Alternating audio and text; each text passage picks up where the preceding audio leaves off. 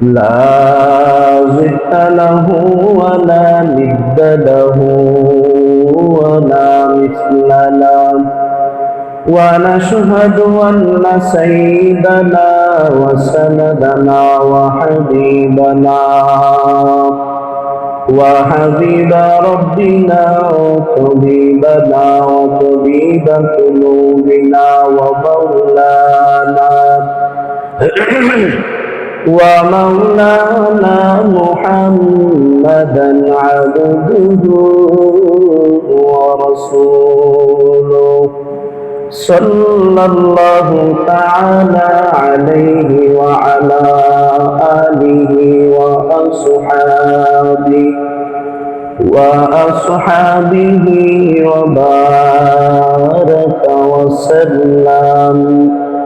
وبارك وسلم تسليما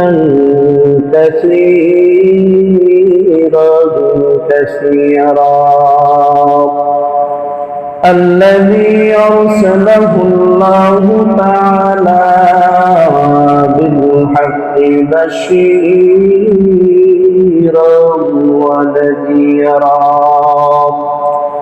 وداعيا إلى الله بإذنه وسراجا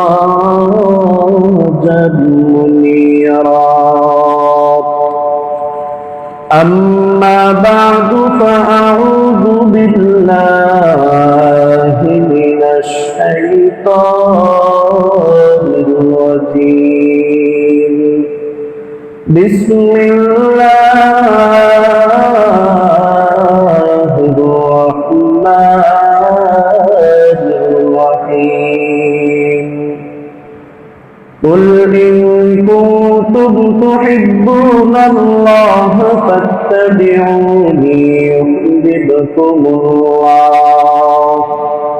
يحببكم الله ويغفر لكم ذنوبكم والله غفور رحيم وقال رسول الله صلى الله عليه وسلم من حفظ سنتي أكرمه الله بأربع خصال المحبة في قلوب البررة والهيبة في قلوب الفجرة والسعة في الرزق والثقة في الدين أو كما قال النبي عليه الصلاة والسلام صدق الله مولانا العظيم وصدق رسوله النبي الأمي الكريم ونحن على ذلك لمن الشاهدين والشاكرين والذاكرين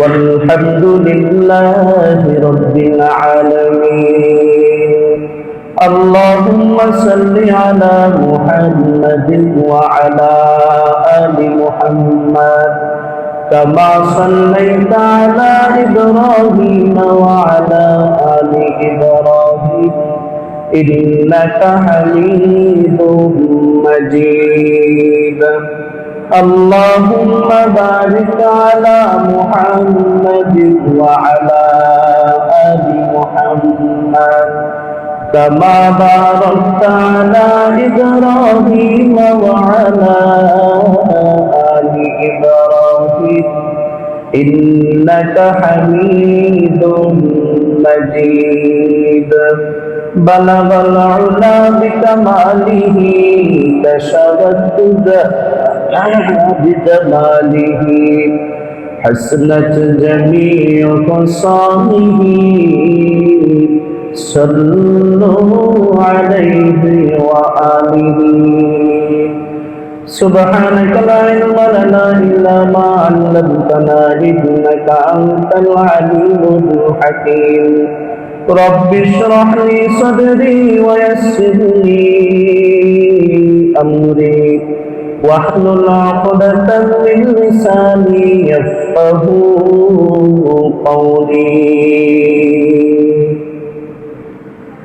कौनैन का मुख्तार खुदा तुमको बनाया,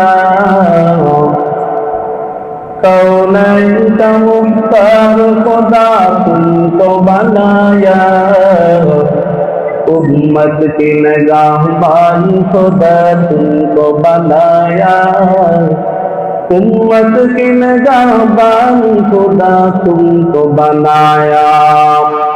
या रब मेरे आँखों में समा जाए मदीना, या रब मेरे आँखों में समा जाए मदीना, मुद्दत से मेरे दिल में तमन्नाए मदीना, मुद्दत से मेरे दिल में तमन्नाए मदीना। तलवार बकत हो के निकल मैदान आसीर, तलवार बकत हो के निकल मैदान आसीर, दुश्मन की मकाबिल तू लगाना रहे तकबीर, दुश्मन की मकाबिल तू लगाना रहे तकबीर।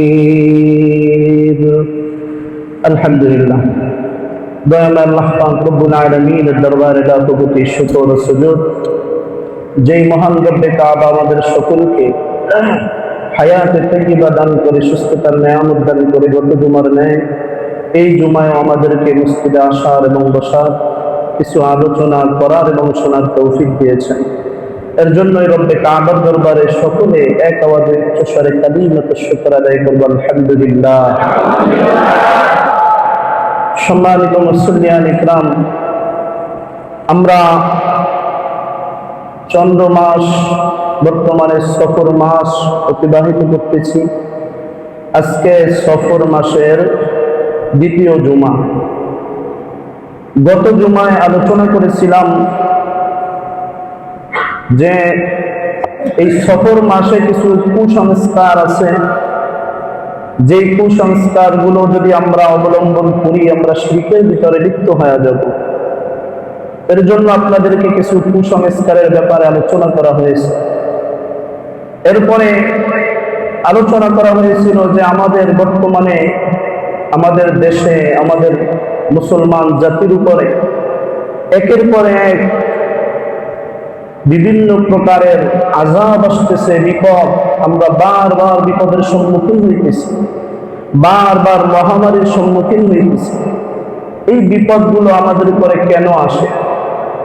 এর জন্য বলেছিলাম যে সর্বপ্রথম আল্লাহ তাআলা আমাদেরকে বিপদের সম্মুখীন করেন ঈমানদারকে পরীক্ষা করার জন্য। 2 নম্বরে বলেছিলাম ঈমানদারের মর্যাদা বৃদ্ধি করার জন্য। কিছু কিছু মর্যাদা আছে যা আমাদের আমলের কারণে আমরা ওই মর্যাদার উপযুক্ত না, কিন্তু আল্লাহ তাআলা বিপদ দিয়ে আমাদের ঈমানকে মজবুত করে উপযুক্ত করে আমাদেরকে সেই মর্যাদা দান করেন। এরপরে যেই আমাদের উপরে মুসিবত যেই কারণে আসে, আল্লাহ তাআলা আমাদেরকে মুসিবত দিয়ে আমাদের গুনাহ মাফ করায় দেন। 4 নম্বরে বলেছিলাম মুসিবতের মাধ্যমে আল্লাহ আমাদেরকে জান্নাতের ফয়সালা করে দেন। সর্বশেষ যেটা বলছি সেটা হলো আমাদের পাপাচার গুনার কারণে আমাদের উপরে বিভিন্ন মুসিবত আযাব আমাদের উপরে আসতে থাকে। সম্মানিত মুসলিয়ান ইকরাম, তো এই যে 5টা কারণে আমাদের উপরে মুসিবত আসে, বিপদ আসে, এই বিপদ থেকে পরিত্রাণ আমাদের দরকার আছে না নাই? জোরে বলেন। এই বিপদ থেকে আমাদের প্রত্যেকটা মানুষই বাঁচতে চায়, চাই সে পরিপূর্ণ মুমিন হোক, পরিপূর্ণ সে ইসলামের গুঞ্জির ভিতরে আসুক কিংবা না আসুক। এমনকি বেঈমানরাও চায় এই মুসিবত থেকে আমরা বাঁচি, ঠিক না বেঠিক? তো আমরা এই মুসিবত থেকে কিভাবে বাঁচব? এই মুসিবত আমাদের উপর আসতেছে, বর্তমানে আমাদের উপর যে মুসিবত একের পর এক, এটা আমরা নিজেরাই বুঝতে পারি যে এটা আমাদের গুনাহের কারণে, আমাদের কৃতকর্মের কারণে আল্লাহ তাআলা নারাজ হয়ে আমাদের উপরে এই আযাব, এই গজব নাজিল করেন। কারণ বর্তমানে আমাদের সমাজে যেই পরিমাণ গুনার কাজ চলতেছে, জাহেলের জমানায় আমরা গুনার কাজের কথা শুনেছি, কিন্তু জাহেলের জমানাকেও হার মানাচ্ছে আমাদের বর্তমান জমানা। ঠিক না বেঠিক? জাহেলের জমানায় যে সমস্ত গুনাহের কাজ না হয়েছে, সেই সমস্ত গুনাহের কাজ বর্তমান জমানায় হচ্ছে। এর জন্য আমরা গুনার ভিতরে এমন পরিমাণ লিপ্ত হয়ে গেছি, আমাদের উপরে ক্ষণে ক্ষণে বারবার আমাদের উপরে আযাব বসতেছে। এর জন্যই আল্লাহ তাআলা সূরাতুল তাওবার 126 নম্বর আয়াতের ভিতরে আল্লাহ তাআলা বলেন, أَوَلَا يَرَوْنَ أَنَّهُمْ يُفْتَنُونَ فِي كُلِّ عَامٍ مَرَّةً أَوْ مَرَّتَيْنِ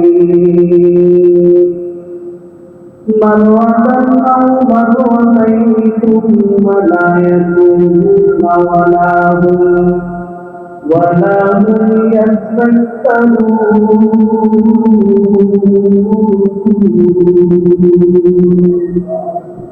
আল্লাহ তাআলা বলেন, আওয়ালা ইয়ারাউনা আন্নাহুম ইফতানুনা ফী কুল্লি আমিন মাররাতান আও মাররাতাইন।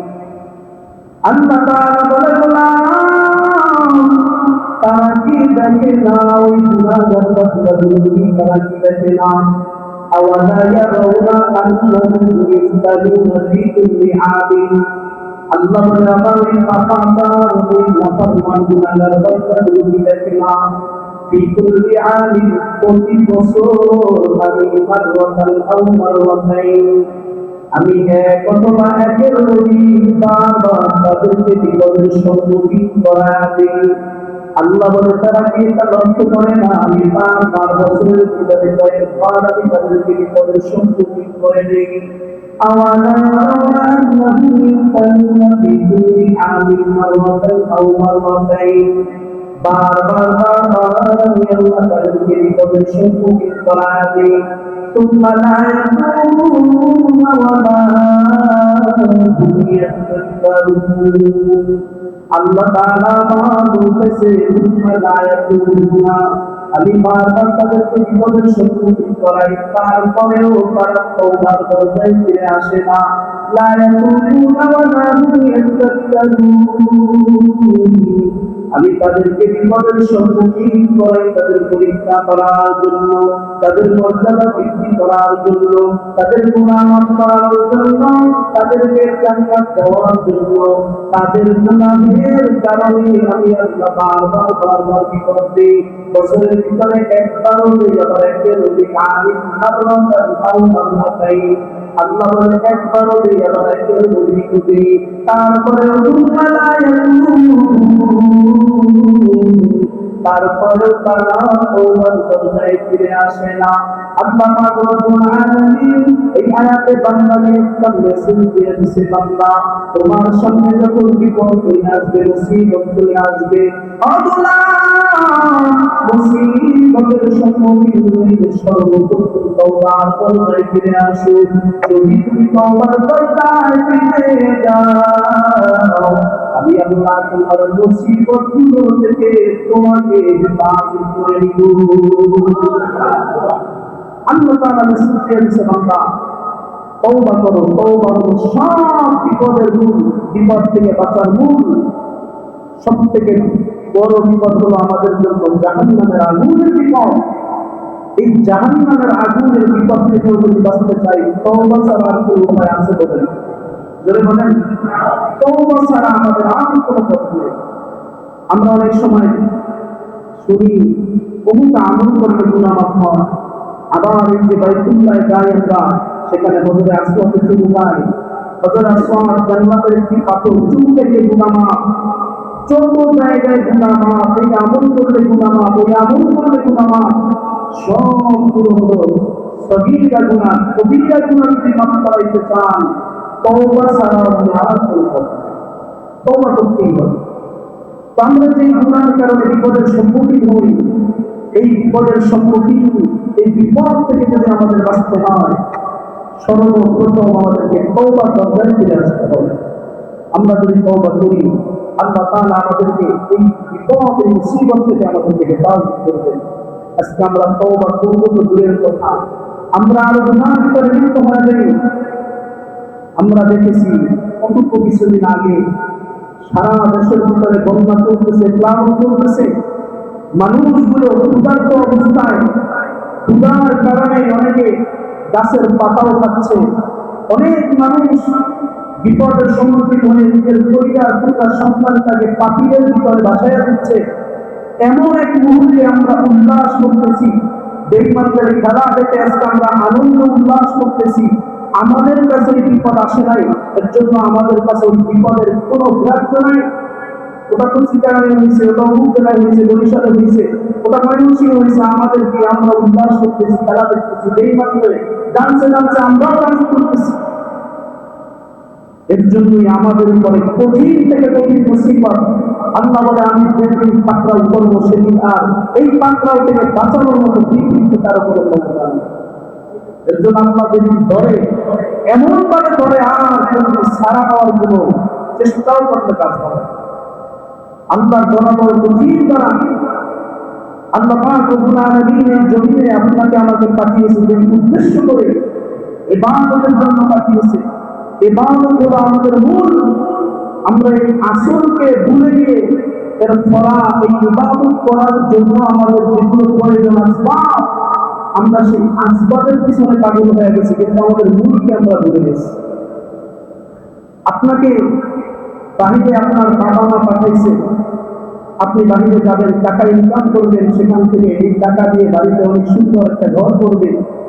এখন আপনি বাহিরে গিয়ে যদি ইনকাম না করে, চাকরিতে না গিয়ে আপনি নিজে ওখানে বসে খাই দাই ফুর্তি করি, দুনিয়াটা কষ্ট করি, এরকম যদি চলেন, বলেন তো আপনার বাড়ির যে উদ্দেশ্য হাসিল হবে?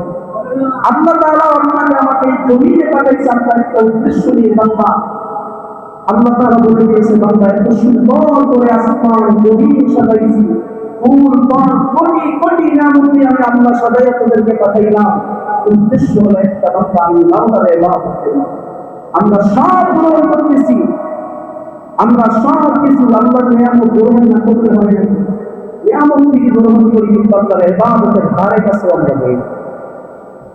এর জন্য আল্লাহ পাক রব্বুল আলামিন যে উদ্দেশ্য নিয়ে আমাদেরকে পাঠিয়েছে, আমরা দুনিয়ার মধ্যে করে সেই উদ্দেশ্যগুলো কি ভুলে গেছি। আল্লাহ তাআলা আমাদেরকে বোঝার তৌফিক দান করুন, বলুন আমিন। তো আমাদের এই মুসিবত থেকে বাঁচার জন্য সর্বপ্রথম যেটা অবলম্বন করতে হবে, তাওবার পথে ফিরে আসতে হবে। এক নম্বরে তওবা করতে হবে, দুই নম্বর বেশি বেশি আল্লাহর কাছে দোয়া করতে হবে, ইস্তিগফার পাঠ করে আল্লাহর কাছে বেশি বেশি দোয়া করতে হবে। রব, শয়তানের ধোঁকায় পড়ে আমি গুনাহের ভিতরে লিপ্ত হয়ে গেছি, শয়তানের ধোঁকায় পড়ে আমি ইবাদতকে ভুলে গিয়েছি, আল্লাহ তুমি আমাকে ক্ষমা করে দাও। বারবার যখন আপনি দোয়া করবেন, আপনার দোয়ার মাধ্যমে অনেক সময় আমরা তো গত সপ্তাহে বলেছিলাম যে আমার উপরে যে মুসিবত, যে বিপদ, যা কিছু সব তকদীরের রেকর্ড, কিন্তু তকদীরের পরিবর্তন করা যায়।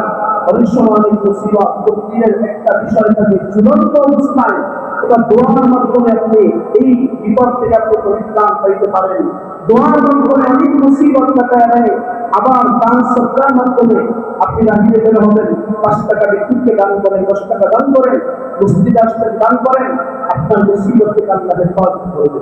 কারণ আপনার রাসূল বলছেন, as-সাদকাতু তারুদ্দুল বালা, সকল মুসিবত সদকার মাধ্যমে আল্লাহ হেফাজত করে। এর জন্য বেশি বেশি দান করতে হবে। তো এই তওবার পর্যায়ে ফিরে আসবো, তওবা করবো, আবার দোয়াও করতে হবে। দোয়ার মাধ্যমে আমার মুসিবতকে আল্লাহ কাটায় দিতে পারেন কি পারেন না। এর জন্য আমাদের এই পথগুলো অবলম্বন করতে হবে। এরপরে যেটা আমাদের অবলম্বন করতে হবে সেটা হলো আল্লাহ তাআলার পয়গম্বর সাইয়্যিদুল মুরসালিন রাহমাতুল আলামিন মায়ার নবীর সুন্নাত অবলম্বন করা, সুন্নাতের পাবন্দী হওয়া।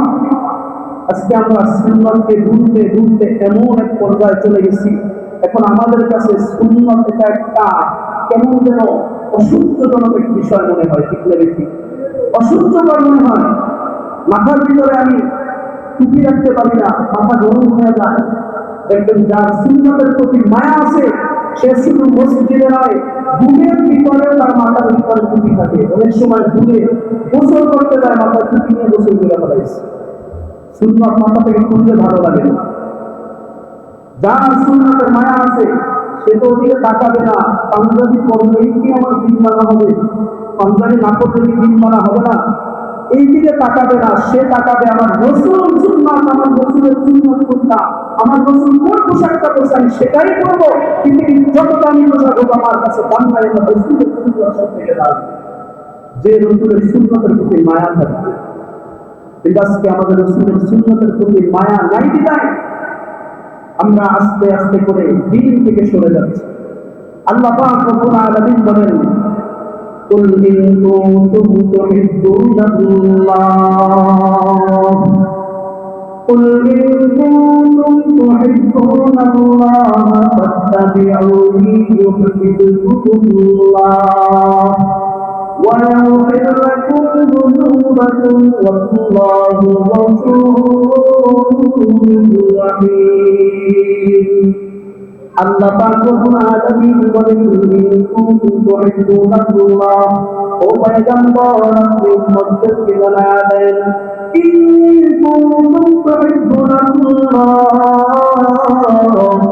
তোমরা যদি আল্লাহ তাআলাকে ভালোবাসতে চাও, যদি আল্লাহ তাআলাকে মহব্বত করতে চাও, যদি আল্লাহর ভালোবাসায় যদি পড়তে চাও, আল্লাহর সাথে সুন্দর একটা সম্পর্ক করতে চাও, জান্নাতের মেহমান হতে চাও, ইন কুনতুম তুহিব্বুনাল্লাহ, আল্লাহ তাআলা বলেন পয়গম্বর আপনি জানায়া দেন, ইন কুনতুম তুহিব্বুনাল্লাহ, যদি তোমরা আল্লাহ তাআলাকে ভালোবাসতে চাও, ফাত্তাবিউনি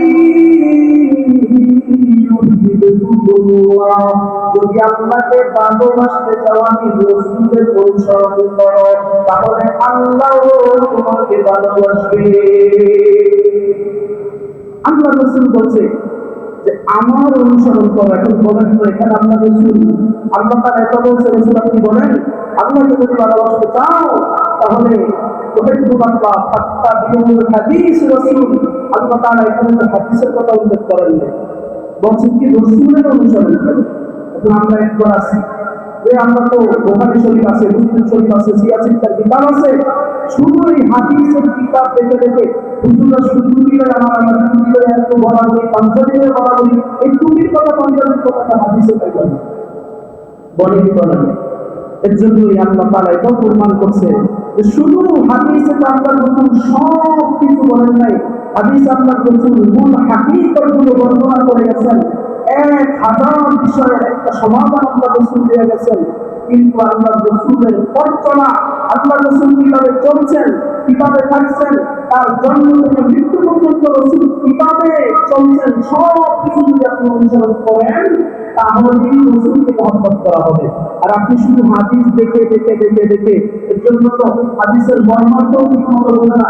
ওরা হাদিসে তো অনেক জায়গায় অনেকে দিতে পারে, অনেকে আলেমও, তবে আমরা নামাজের কোন জায়গায় হাদিস পাই না যে নামাজ পড়লে জান্নাত পেতে যাবে। হাদিসে তো আছে সালাতের কথা, নামাজের কথা তো আসলেই নাই। কোরআনেও আছে আকিমুস সালাত, সালাত কায়েম করো, নামাজ আদায় করে এই কথা তো কোরআনে নাই, কায়েম করতে বলছে। এই যে জ্ঞান পাপি যেগুলো নিজেকে অনেক বড় জ্ঞানই মনে করে, বড় বড় বড় বড় ইউনিভার্সিটিতে পড়ছি, অমুক জায়গায় পড়ছি, বাহির থেকে পড়ে আসছি, কি হবে এই পড়া দিয়ে যদি কোরআনের সঠিক জ্ঞান না থাকে। এই যে শুধু বুখারী শরীফ আমাদের ভিতরে আছে, মুসলিম শরীফ আছে, এই শরীফ দিয়া, এই শুধু হাদিস দিয়া জীবনকে যদি আপনি পরিচালনা করতে চান, আপনার এই হাদিস সম্পর্কে জ্ঞান থাকতে হবে। আপনার জ্ঞান নেই, শুধু হাদিসের অর্থ করেন, কিন্তু আপনি মর্মর্থ কি বুঝতেছেন না, দিনকে বুঝতেছেন না। আজকের দিনকে হাদিসকে আপনি প্রচার বাদ দিয়ে শুধু অপপ্রচার করতেছেন, দিনের ক্ষতি হচ্ছে। বাংলা তারা বললেন কি আল্লাহ রাসূল আপনি বলেন, আমার রাসূল আপনি বলেন, আমাকে যদি ভালোবাসতে চায় তাহলে সে যেন আপনাকে অনুসরণ করে। রাসূলকে অনুসরণ করার মানে হলো রাসূল সামাজিক জীবনে কিভাবে চলছে, রাষ্ট্রীয় জীবনে কিভাবে চলছে, পারিবারিক জীবনে কিভাবে চলছে, শ্বশুর শাশুড়ির সাথে কিভাবে আচরণ করছে, বাবা মায়ের সাথে কিভাবে আচরণ করছে, সমাজের সাথে কিভাবে পরিচালনার ক্ষেত্রে সবার সাথে কি আচরণ করছে। এক কথায় রাসূলের প্রত্যেকটা বিষয়কে আপনার অনুসরণ করতে হবে। আমার রাসূলের চরিত্রের সাথে আপনার চরিত্রকে মিলাতে হবে, তাহলেই আপনি হবেন রাসূলের পরিপূর্ণ অনুসরণ করতে পারবেন। আপনি কেউ বলে শুধু কোরআন মানি, হাদিস দিয়ে কি করবো, শুধু কোরআন, আল্লাহ কোরআনে যা বলছে এটা মানবো। এর জন্য দিন খুঁজি পায় না, দিন কোন জায়গায় আছে শেষ পর্যন্ত বলে এগুলো পালন করারই দরকার নেই, নামাজ পড়ে কি করবে, কারণ আমার মাথার ভিতরে তো ধরে না। আল্লাহ রাসূল বললেন তারা তো কি তোমরা ইমান কাবিলু না তারা সাইকুল বিমা কিতাবাল্লাহ ওয়া সুন্নাত রাসূল। আল্লাহ রাসূল বললেন দুইটা জিনিস শিখে গেছি, দুইটা জিনিস যদি অবলম্বন করো কোনো খারাপই তোমাদেরকে গ্রাস করতে পারবে না, একটা আল্লাহর কোরআন, দ্বিতীয়টা হলো সুন্নাত রাসূল। আর সে রাসূলের উম্মতে সে বলে হাদিস দিয়ে কি করবে, আল্লাহ কোরআনে যা বলছে তা না। এরকম শুধু কোরআন মেনেও কেউ পরিপূর্ণ বিদ্বান হতে পারবে না, শুধু হাদিস মেনেও কেউ পরিপূর্ণ বিদ্বান হতে পারবে না। কোরআন হাদিসের সমন্বয় আমার রাসূল যেরকম জীবন যাপন করেছেন, জন্ম থেকে মৃত্যু পর্যন্ত আমার রাসূল যেভাবে চলেছেন, সেটাকে যখন আমি অনুসরণ করব তখনই আমি হব পরিপূর্ণ মুমিন, তখনই হব রাসূলের খাতির। এর জন্য রাসূলের সুন্নাত, রাসূলকে অনুসরণ করতে হবে। হাদিস পড়লে আপনি সব কিছু পাবেন না, রাসূলের জীবনী পড়লে আপনি অনেক কিছু পাবেন যেগুলো হাদিসে পাবেন না। হাদিসে অনেক কিছু পাবেন যেগুলো আপনার বুঝেই আসবে না। এর জন্য আল্লাহ রাসূল বললেন আমাকে যদি ভালোবাসতে চায়, আল্লাহ তাআলা বললেন আমাকে যদি ভালোবাসতে চায় আমার রাসূলের যে অনুসরণ করে, রাসূলের অনুসরণ করতে তাহলে এখন রাসূলের অনুসরণ করলে রাসূল কিভাবে চলছেন, রাসূলের মাথায় সুন্নাতের টুপি ছিল, রাসূলের গায়ে লম্বা জামা ছিল, রাসূলের প্রত্যেকটা বিষয় আমি যখন অনুসরণ করবো আমার ভিতরে সুন্নাত চলে আসবে, তখনই আমি হব দিনদার। আর আমার এই সুন্নাত অবলম্বন করার কারণে আল্লাহ তাআলা এর বরকতে আমাকে সব মুসিবত থেকে হেফাজত করবে। আল্লাহ রাসূল হাদিসের ভিতরে বলে কেউ যদি আমার সুন্নাত অবলম্বন করে, আমার সুন্নাতের পাবন্দী হয়, দুনিয়াতে আল্লাহ তাআলা তাকে 4টা পুরস্কার দান করবে। কয়টা? 4টা পুরস্কার। আল্লাহ রাসূল বলেন মান হাফাযা সুন্নতি আকরামাল্লাহু বিআরবা'তি সালিম, আল্লাহ তাআলা তাকে সম্মানিত করবে 4টা পুরস্কার দিয়ে। 1 নাম্বার পুরস্কার হলো আল মুহাদ্দাতু ফি কুলুবিল বারারা। আল্লাহ রাসূল বলে যে আমার সুন্নতের অনুসরণ করবে, আল্লাহ তাআলা তার জন্য মুমিনদের অন্তরে, ভালো মানুষ তাকওয়া মুত্তাকিদের অন্তরে তার জন্য মায়া মহব্বত আল্লাহ তৈরি করবে। যখন মুত্তাকিদের অন্তরে আপনার জন্য মায়া মহব্বত চলে আসবে, তখন এই মুত্তাকি ব্যক্তি আপনার জন্য দোয়া করবে, আপনাকে দ্বীনের পথে আনার জন্য, আপনাকে পরিপূর্ণ একটা ইসলামিক জীবন গঠন করার জন্য আপনার জন্য চেষ্টা করে যাবে, কারণ এই ব্যক্তিটা আপনাকে বড় মহব্বত করে, ভালোবাসে। দেখবেন অনেক মসজিদের মুসল্লিরা আছে, হুজুরের সাথে ভালো সম্পর্ক, হুজুর তার যদি একটা অসুস্থতার কথা শুনে মন থেকে দোয়া করে, মসজিদের তাদের ইমাম সাহেব তাদের সাথে সম্পর্ক রাখে, কথা বসা করে, কারণ আল্লাহ তাআলা তাদের অন্তরে ওনার জন্য মহব্বত তৈরি করে দিয়েছে। ইমাম সাহেব যখন দেখে যায় না সব মুসল্লিকে কিন্তু আমাদের মুসল্লিকে দেখি না কেন ওনার খারাপ লাগে, না জানি কোন অসুস্থ, না কোন বিপদে পড়লো, কোন কারণে আসলো না, কারণ ওনার মনের ভিতরে একটা ব্যাপার সৃষ্টি হয়ে যায়, তাকে না দেখার কারণে ওই রোগীটার জন্য ওই আলেম ইমাম সাহেবের অন্তরের ভিতরে আল্লাহ মহব্বত তৈরি করে দিয়েছে। 2 নম্বরে যেটা হবে, আল্লাহ রাসূল বলে আল হাইদাতু ফি কুলুবিল ফাজারা, যত বেঈমান আছে, কাফের যত বেঈমানগুলো আছে, নাফরমানগুলো আছে, তারা আপনাকে ভয় করবে আপনি যদি সুন্নতের অনুসরণ করেন।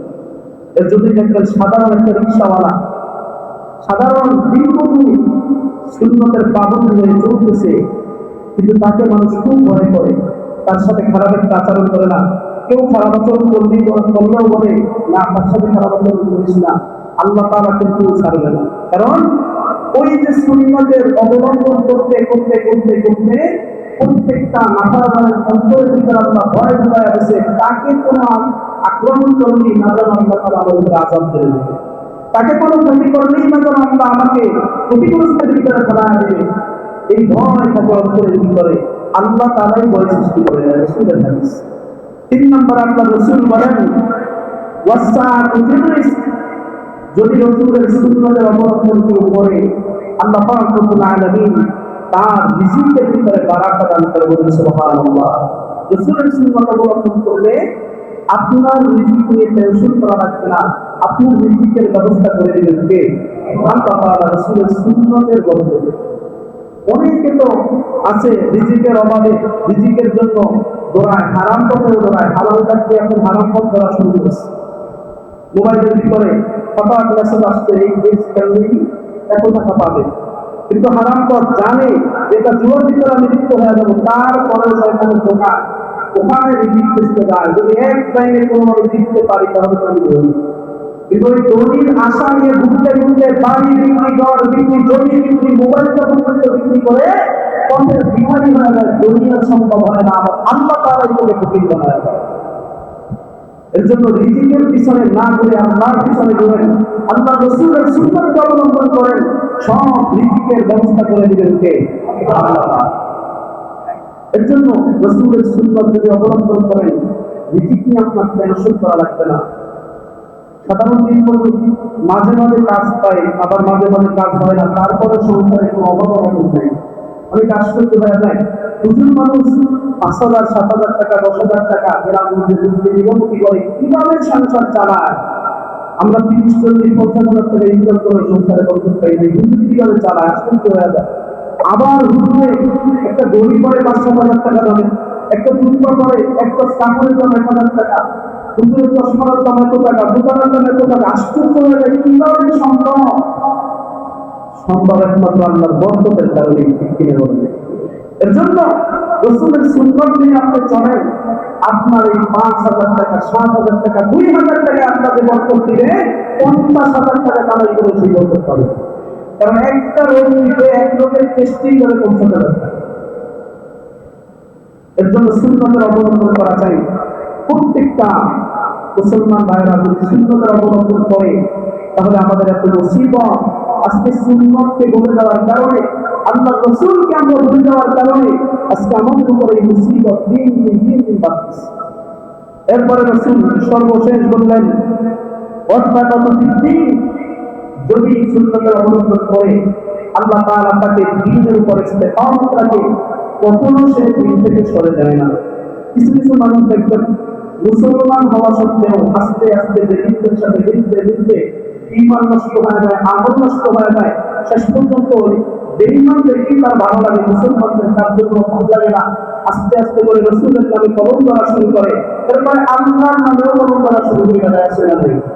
কারণ ওই যে রাসূলের সুন্নাতকে অবমাননা করে, আরে টুপিতে কি হবে, টুপিতে এত নাচালাচি, এই টুপিকে রাসূলের, আরে টুপিটা একটা কাপড়, এটার কোনো দাম নেই, কিন্তু দামটা আমার রাসূলের সুন্নাতের ঠিক রেখে। পাঞ্জাবি এখানে স্বাভাবিক একটা কাপড় বা একটা দামের কাপড়, কিন্তু আমার রাসূলের সুন্নাত তো হয়েছে এই আকৃতিতে। আপনি এই সুন্নাতকে অবমাননা করার কারণে হতে পারে আপনার কপালটা খুলে যাবে, ইসলাম থেকে আপনি বের হয়ে যাবে। অনেক আলেম দেখেছি, মুফতি সাহেব সাজদিয়া রাখতেন, অনেক মুফতি আছে নাস্তিক হয়ে গেছে। আল্লাহর দ্বীন শিখছে, কোরআন শিখছে, হাদিস শিখছে, এরপরে আল্লাহর দ্বীনকে নিয়ে কোনোভাবে প্রশ্ন করছে, আল্লাহর দ্বীন থেকে বের করে দিয়েছে। এর জন্য রাসূলের সুন্নাত আপনি মানতে পারেন না, এটা আপনার ব্যর্থতা, কিন্তু সুন্নাতকে অবমাননা করেন। নিজেও সুন্নাত মানে না, অন্যকেও বলে আরে টুপির জন্য তো পাগল হচ্ছে, তাই পাঞ্জাবির জন্য তো পাগল হচ্ছে, এগুলো দিয়েই কি দিন সব কাহিনী মনে করে। আল্লাহ তাআলা আমাদেরকে হেফাজত করে সবাই বলে আমিন। তো আল্লাহ রাসূল বললেন যে যদি কেউ সুন্নতের অবলম্বন করে আল্লাহ তাআলা 4টা পুরস্কার দান করবে। 1 নাম্বার, মুমিনদের অন্তরে মায়া ঢুকায়া দেবে, বেঈমানদের অন্তরে আল্লাহ তাআলা ভয় ঢুকায়া দেবে, রিজিকের ভিতরে আল্লাহ বরকত দান করবে। সর্বশেষ আল্লাহ রাসূল বলেন যে আল্লাহ তাআলা তাকে দ্বীনের উপরে অটল রাখবে, সে দ্বীন থেকে কখনো বের হবে না, মুমিন হয়ে দুনিয়া থেকে বিদায় হবে।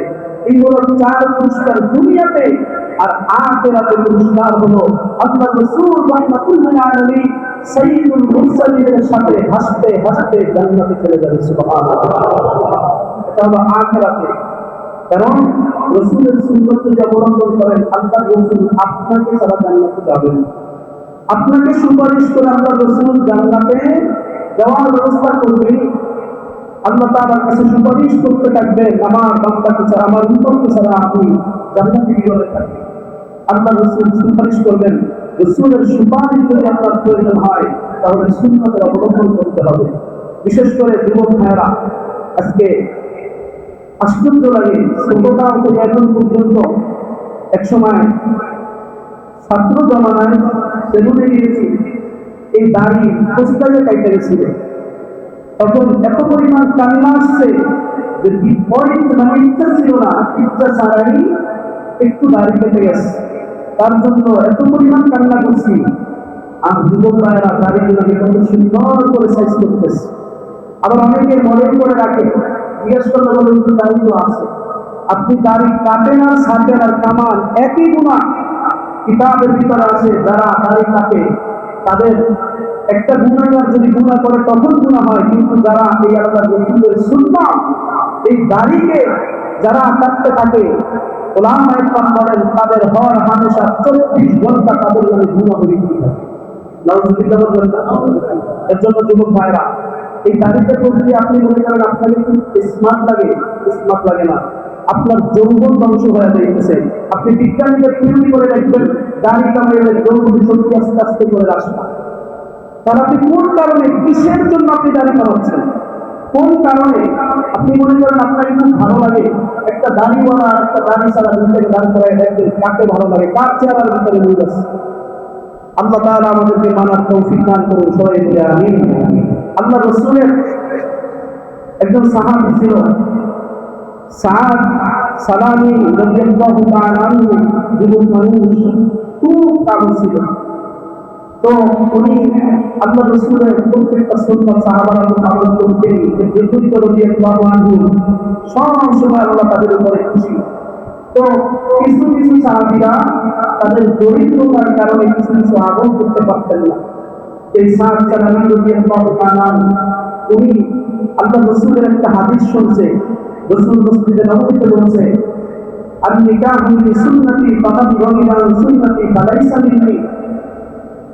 বিবাহ হলো আমার সুন্নাত, যারা আমার সুন্নাতকে মানবে না, আমার সুন্নাত পালন করবে না, তারা আমার দলের অন্তর্ভুক্ত না।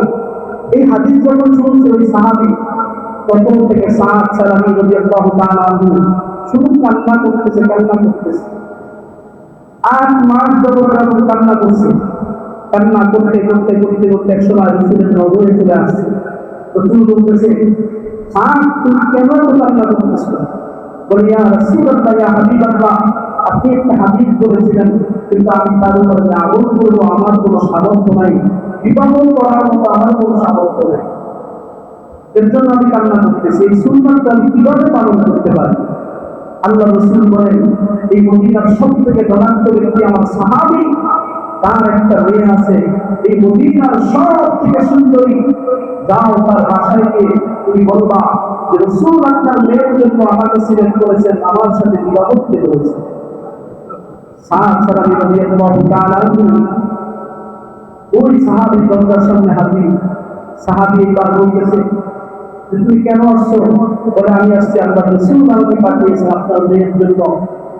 প্রথমে আল্লাহ রাসূলের কথা বলেন নাই, বলছে আপনার মেয়েকে বিবাহ করার জন্য আসছে। এইবার সাহাবী চিন্তা করে, এত সুন্দর একটা মেয়ে আমার পরিবার টুকরা, এই কালো একটা সাহাবীর সাথে বিবাহ দিব? দরিদ্র মানুষ। তারপর তাকে না করে দিয়েছে। আল্লাহর বান্দা সাদ সে আবার মসজিদে নববীতে এসে চিৎকার দিয়ে কান্না করতেছে। আল্লাহ রাসূল আবার জিজ্ঞাসা করতেছে, সাদ তুমি কেন আমার কান্না করতেছো? তোমাকে তো সুন্দর ব্যবস্থা করে দিলাম। বলে, ইয়া রাসূলুল্লাহ, ইয়া হাবিবাল্লাহ, আমাকে ব্যবস্থা করে ঠিকই দিয়েছেন, কিন্তু তারা আমি কালো দেখে আমার কাছে মেয়ে বিবাহ দেয়নি। যখন আপনার রাসূল আবার বলছে তুমি আবার যাও, বলো যে রাসূল আপনার রাসূল আমাকে পাঠিয়েছে। যখন এই কথা আবার বলছে, ওই মেয়েটা বাসার ভিতরে বসে শুনছে যে আপনার রবিবারে পাঠাইছে। এবার মেয়েটা বলে, বাবা, যেহেতু আল্লাহর রাসূল মুহাম্মদ সাল্লাল্লাহু আলাইহি ওয়াসাল্লাম পাঠিয়েছে, আমার আর কোনো নিষেধ নাই, আপনি বিবাহের ব্যবস্থা করেন, রাসূলের দরবারে চলে যান, রাসূল যেভাবে বলবে সেভাবে আমার বিবাহের ব্যবস্থা করে দেন। সুবহানাল্লাহ। এইবার যখন আল্লাহ রাসূল সব বিবাহের কার্যক্রম, যত টাকা পয়সা যা কিছু লাগে আল্লাহ রাসূল ব্যবস্থা করছে, যাও তুমি বাজারে চলে যাও। সাদ সালামি রাদিয়াল্লাহু তাআলা আনহু বাজারে গিয়ে স্ত্রীর জন্য তার বোন মতো করে বাজার করতেছে। হঠাৎ করে বাজারের ভিতরে আওয়াজ শুনছে, আল জিহাদ, আল জিহাদ।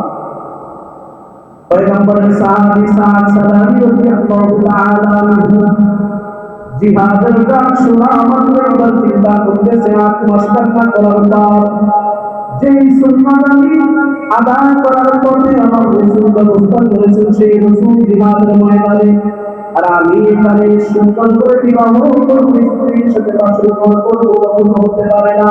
সাহাবা সালামি রাদিয়াল্লাহু তাআলা ওই বানের টাকা দিয়ে বড় শান্তি এই বান যুদ্ধের ময়দানে দৌড়ায়, যুদ্ধের ময়দানে গিয়ে বীর বীরত্বের সাথে যুদ্ধ করতে করতে করতে করতে শহীদ হয়ে গেছে। এইবার আল্লাহর রাসূল সাল্লাল্লাহু আলাইহি ওয়াসাল্লাম যুদ্ধের শেষে সব সাহাবাদেরকে বাছাই করে করে দেখতেছে কোন কোন সাহাবী শহীদ হয়ে গেছে। এইবার একজন সাহাবী বর্ণ করা আল্লাহর রাসূল যখন কবর গল্প সান্ত্বনা করে তাকায় দেখে আমার সাহাবী এই সাহাবীকে আমি বিবাহের জন্য আমি ব্যবস্থা করে দিয়ে আসলাম। আল্লাহর রাসূল কান্না করতেছে, চোখের পানি বেরিয়ে সাহাবীর গায়ে পড়তেছে।